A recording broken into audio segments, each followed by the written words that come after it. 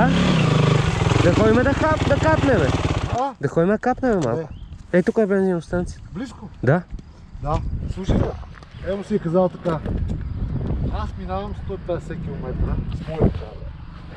Тия изроли повече от 120, не мога минат, какво ще да стане? Значи направят дългото трасе, да им се ебе майка.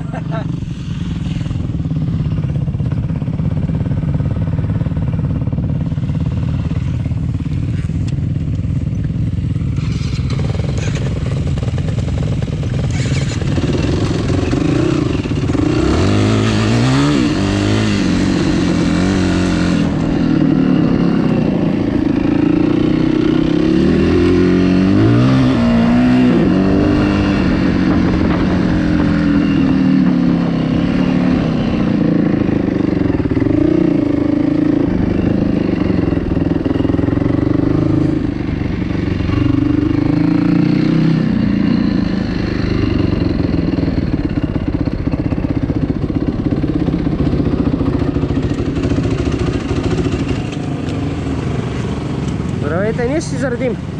Да се сменят каски. Колко време трябва? 5 минути. Горе, да. Добре, ама... Тя се махнем тук. 5 минути трябва да изчакаме. Сменят каси.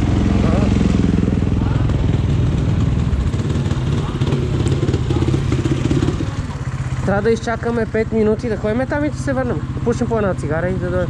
Защото се сменят касите и не може да заредим. Да не седиме тук, да. Ходим да пушим една цигара и ще се върнем.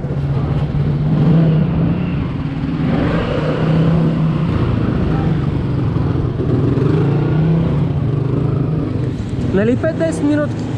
5-10. Добре.